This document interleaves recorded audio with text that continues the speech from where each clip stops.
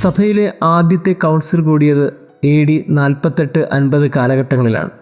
സഭയിൽ ആകെ മൊത്തത്തിൽ 21 കൗൺസിലുകളാണ് കൂടിയിട്ടുള്ളത്. ഈ കൗൺസിൽ കൂടിയതൊക്കെ സുപ്രധാനമായ തീരുമാനങ്ങൾ എടുക്കാൻ വേണ്ടിയാണ്. വലിയൊരു പ്രശ്നത്തിൻ്റെ സങ്കീർണമായ സമയത്ത് ഉത്തരവാദിത്തപ്പെട്ട എല്ലാ സഭാധികാരികളും ഒരുമിച്ച് കൂടി നിന്ന് ചില തീരുമാനങ്ങൾ എടുക്കും. ആ തീരുമാനം പിന്നെ എന്നേക്കുമായി പ്രാബല്യത്തിൽ വരും. അങ്ങനെ സഭ ആദ്യമായി കൂടിയ ഒരു കൗൺസിലെന്ന് നമ്മൾ മനസ്സിലാക്കുന്നത് ജെറുസലേം കൗൺസിലാണ് AD 48-50 കാലഘട്ടങ്ങളിൽ. അന്നത്തെ ഏറ്റവും വലിയ പ്രശ്നം എന്തായിരുന്നു ചോദിച്ചാൽ പരിച്ഛേദനത്തെക്കുറിച്ചാണ്. സർക്കംസിഷൻ വേണമോ വേണ്ടയോ അതായിരുന്നു ചർച്ച. വലിയൊരു ചർച്ചയാണ്. അന്ന് 2 പക്ഷമായിട്ട് നിന്ന് യഹൂദ പാരമ്പര്യത്തിലുണ്ടായിരുന്ന സർക്കംസിഷൻ അത് കണ്ടിന്യൂ ചെയ്യണമെന്നൊരു പക്ഷം, മറ്റൊരു പക്ഷം വേണ്ടായിരുന്നു. അങ്ങനെ പൗലോസും പത്രോസുമാണ് ഈ ചർച്ചയ്ക്ക് ഏറ്റവും അധികം സുപ്രധാനമായ നിലപാട് സ്വീകരിച്ചത്. അവർക്ക് വ്യത്യസ്ത അഭിപ്രായങ്ങളുണ്ടായിരുന്നു. പക്ഷേ വ്യത്യസ്ത അഭിപ്രായങ്ങളുണ്ടായിരിക്കുമ്പോഴും അവർ ലിസൺ ചെയ്തു, പരസ്പരം കേട്ടതിന് ശേഷം അവർ പരസ്പരം ഒരു തീരുമാനത്തിലെത്തി. ആ തീരുമാനം പരസ്പരമുള്ള സ്നേഹത്തിനും സഭയോടുള്ള സ്നേഹത്തിനും കാരണമായി. ഇതാണ് സുപ്രധാനമായ എല്ലാ പ്രശ്നങ്ങളും സഭയെ സഹായിച്ചിട്ടുള്ളത്. പരസ്പരം കേട്ടതിന് ശേഷം അവർ പരസ്പരം ഒരു തീരുമാനത്തിലെത്തി. ആ തീരുമാനം അവരെ പരസ്പരം സ്നേഹിക്കാനും സഭയെ സ്നേഹിക്കാനും സഹായകമായി മാറി.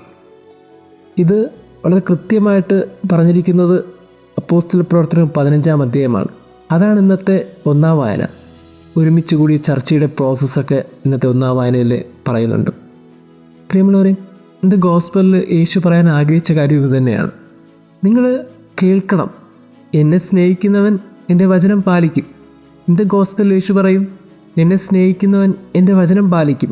ഈ കേൾക്കുന്നവൻ വചനം പാലിക്കണം, അതനുസരിക്കണം. ഞാൻ ഈ പറഞ്ഞുകൊണ്ടിരിക്കുന്ന കാര്യങ്ങളൊക്കെ എന്താണെന്ന് കേൾക്കാനുള്ളൊരു മനസ്സാദ്യം ഉണ്ടാകണം. അങ്ങനെയുള്ളവന് അവൻ ഈ വചനങ്ങളൊക്കെ പാലിക്കും, അനുസരിക്കും.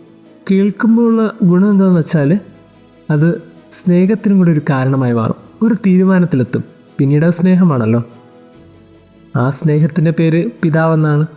അങ്ങനെ ക്രിസ്തുവിൻ്റെ വചനം കേൾക്കുന്നവൻ, അതനുസരിക്കുന്നവൻ അവൻ്റെ പിതാവെന്ന് വസിക്കും. ഇങ്ങനെ പിതാവും അവനുമായിട്ട് ഒന്നായിത്തീരും. പിന്നീട് ഗോസ്പൽ വായിക്കുമ്പോൾ നമുക്ക് മനസ്സിലാവും, യേശു പറയും, അങ്ങനെയുള്ളവൻ്റെ ഹൃദയത്തിൽ സമാധാനം ഉണ്ടാകും. അങ്ങനെയുള്ളവൻ ഒരു കാര്യത്തിനെ ഓർത്ത് അസ്വസ്ഥപ്പെടേണ്ട ആവശ്യമില്ല, ഒന്നിനോർത്തും ഭയപ്പെടേണ്ട ആവശ്യമില്ല. കാരണം അവൻ്റെ കൂടെ ദൈവമുണ്ട്. നമ്മൾ കുറച്ചും കൂടി കാര്യങ്ങളൊക്കെ വ്യക്തമായി മനസ്സിലാക്കേണ്ട ഒരു സന്ദർഭത്തിലേക്ക് എത്തുന്നുണ്ട്. ഇന്ന് സഭയിലായിരുന്നാലും ജീവിതത്തിലായിരുന്നാലും ഏറ്റവും അധികം അത്യാവശ്യം പരസ്പരം കേൾക്കാനുള്ള ഒരു മനസ്സാണ്. എവിടേക്കോ കേൾക്കാതെ പോകുന്ന മനുഷ്യർക്കാണ് ഏറ്റവും അധികം വേദന ഉണ്ടാകുമെന്ന് തോന്നുന്നുണ്ട്. സിനഡ് ആരംഭിച്ച സമയത്ത് ഫ്രാൻസിസ് പാപ്പ തുടങ്ങിയത് ഇങ്ങനൊരു വാക്ക് പറഞ്ഞിട്ടാണ്, നമുക്കിനി പരസ്പരം കുറച്ചും കൂടി കേട്ടു തുടങ്ങാം. ഇത്രയും മനോഹരമായ ഒരു വാക്കുകൊണ്ട് ഒരു സിനഡിനെ ഏറ്റവും ഹൃദ്യമായി അദ്ദേഹം സംഗ്രഹിച്ചു എന്ന് തോന്നുന്നു. ഇനി നമുക്ക് പരസ്പരം കേട്ടു തുടങ്ങാം. ഇന്ന് കേൾക്കാൻ മനസ്സില്ലാതെ പോകുന്ന മനുഷ്യരാണ് ഏറ്റവും അധികവും. കേൾക്കാതെ പറച്ചിൽ മാത്രം ഉണ്ടാകുന്നിടത്ത് എവിടെയാണ് അനുസരണം ഉണ്ടാകുന്നത്? എവിടെയാണ് സ്നേഹം ഉണ്ടാകുന്നത്? എവിടെയാണ് തീരുമാനങ്ങൾ ഉണ്ടാകുന്നത്? പ്രിയമുള്ളവരെ, എവിടേക്കോ കേൾക്കാതെ പോകുന്ന മനുഷ്യരാണെന്ന് കൂടുതലെന്ന് തോന്നുന്നു. പറയാൻ പലർക്കും ആഗ്രഹമുണ്ട്, പക്ഷേ പരസ്പരം കേൾക്കാൻ ആഗ്രഹങ്ങളൊക്കെ ഇങ്ങനെ കുറഞ്ഞു വരുന്നുണ്ട്. ഒരു വീടിനകത്ത് ഭാര്യയും ഭർത്താവും സംസാരിച്ചു കൊണ്ടിരിക്കുന്നുണ്ടെങ്കിൽ, മക്കൾ സംസാരിച്ചു കൊണ്ടിരിക്കുന്നുണ്ടെങ്കിൽ ആര് കേൾക്കും? ഇനി ആവശ്യം കേൾവിക്കാരെയാണ്, പറയുന്നവരെയല്ല. കുറച്ചും കൂടി മറ്റുള്ളവരെ കേൾക്കാനും മറ്റുള്ളവരെ മനസ്സിലാക്കാനുമുള്ള ഒരു ചെവി നമുക്ക് വേണം. സഭയിലായിരുന്നാലും സമൂഹത്തിലായിരുന്നാലും ഇന്ന് കേൾവിക്കാരെ കുറച്ചും കൂടി മാനിക്കണമെന്ന് തോന്നുന്നു. പറച്ചിലുകളൊക്കെ നല്ലതാണ്, പക്ഷേ ക്രിസ്തുവിൻ്റെ ബോധ്യങ്ങളെക്കുറിച്ച് ചിന്തിക്കുമ്പോൾ ഇന്ന് അവനെ സ്നേഹിക്കുന്നവൻ അവൻ്റെ വചനം പാലിക്കും. ആ സ്നേഹത്തിൻ്റെ തെളിവ് എന്താണെന്ന് ചോദിച്ചാൽ അവൻ പറഞ്ഞ വചനങ്ങൾ കേൾക്കുന്നു എന്ന് ഉറപ്പുവരുന്നതാണ്. എത്രയോ കാര്യങ്ങൾ ക്രിസ്തു പറഞ്ഞു കഴിഞ്ഞു. എവിടെയെങ്കിലും ഒരിടത്ത് കേൾക്കാൻ മനസ്സുണ്ടായിരുന്നുവെങ്കിൽ നമ്മുടെയൊക്കെ ജീവിതം എത്രേ മാറിപ്പോയെന്നെ.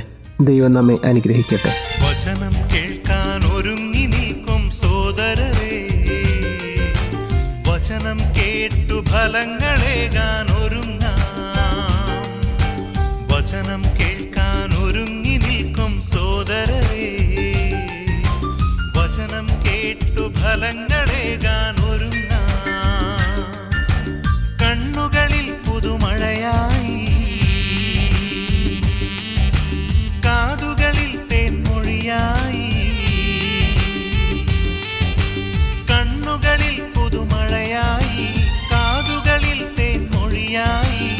ഹൃദയം നിറഞ്ഞ സ്നേഹം വരവായി, ഹൃദയം നിറഞ്ഞ സ്നേഹം വരവായി.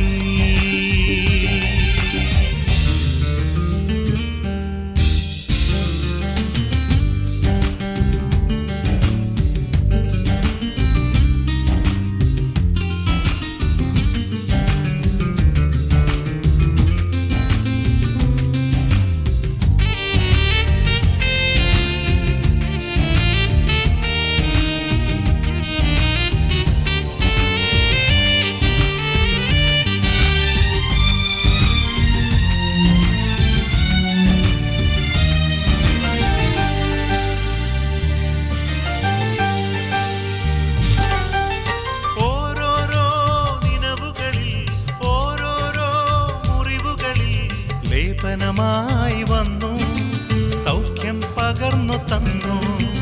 ഓരോരോ നിലവുകളിൽ ഓരോരോ മുറിവുകളിൽ ലേപനമായി വന്നു സൗഖ്യം പകർന്നു തന്നു.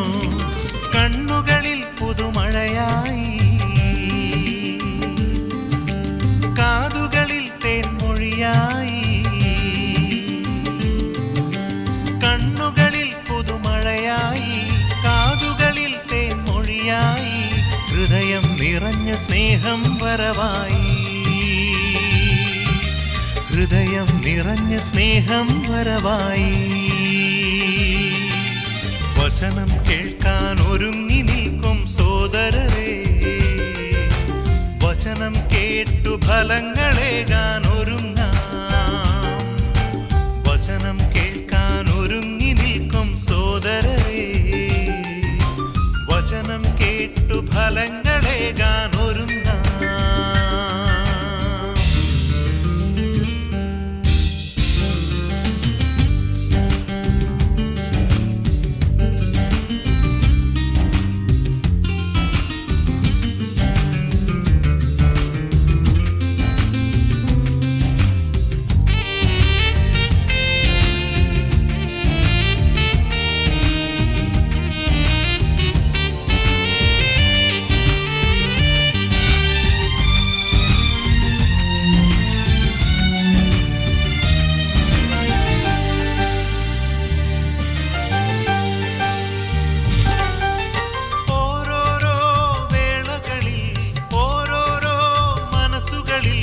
ധൈര്യം പകർന്നു നൽകി നവമാം സൃഷ്ടിയാക്കി. ഓരോരോ വേളകളിൽ ഓരോരോ മനസ്സുകളിൽ ധൈര്യം പകർന്നു നൽകി നവമാം സൃഷ്ടിയാക്കി. കണ്ണുകളിൽ പുതുമഴയായി, കാതുകളിൽ തേൻമൊഴിയായി, കണ്ണുകളിൽ പുതുമഴയായി, കാതുകളിൽ തേൻമൊഴിയായി, ഹൃദയം നിറഞ്ഞ സ്നേഹം വരവായി, ഹൃദയം നിറഞ്ഞ സ്നേഹം വരവായി. വചനം കേൾക്കാൻ ഒരുങ്ങി നിൽക്കും സോദരരേ, വചനം കേട്ടു ഫലങ്ങളേകാൻ ഒരുങ്ങാം. വചനം കേൾക്കാൻ ഒരുങ്ങി നിൽക്കും സോദരരേ, വചനം കേട്ടു ഫലങ്ങൾ